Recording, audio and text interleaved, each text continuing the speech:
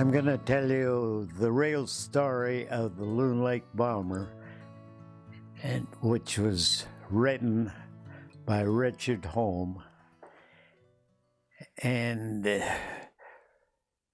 it's a heritage program of the Pitt National Forest. He asked me if I would help him write the story,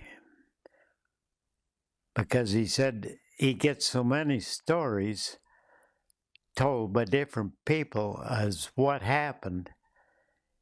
And he says some of them are erroneous, they're not right.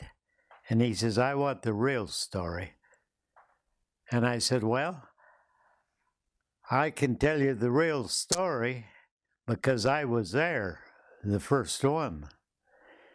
And I said how it happened was the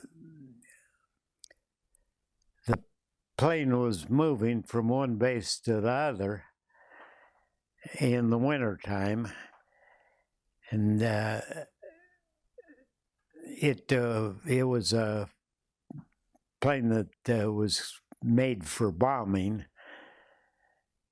and they were just on a moving mission, and they got into the storm, and they got lost, and they didn't know exactly where they were, but they was running out of gas, and they knew that they had to make an attempted landing, or else it'd just be a blind crash. Well, I was working for the Forest Service, and I tried I studied the map if they could be in our area. They got one message out from the plane and said they were out of gas and they was going to make a crash landing. And they said it was an opening, and they thought maybe it was big enough to land on. They didn't know it was a lake.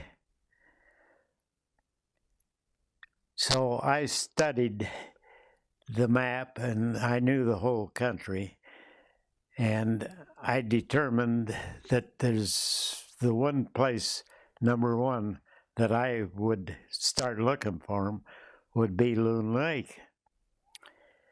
And I went to the supervisor and asked him, told him that I would like to ski in there, which is about 50 miles, and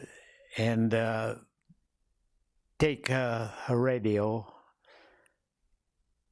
and see if they are there.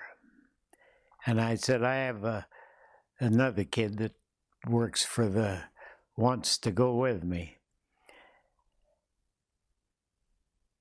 And the supervisor of the forest at that time, he was a wimpy type of a guy. Well, he says, we can't do that. He says, we got to know that they're there. I says, well, you're not going to know that they're there unless you try to find them. I said, they have no communication whatsoever and they need help. And so he wouldn't let me go.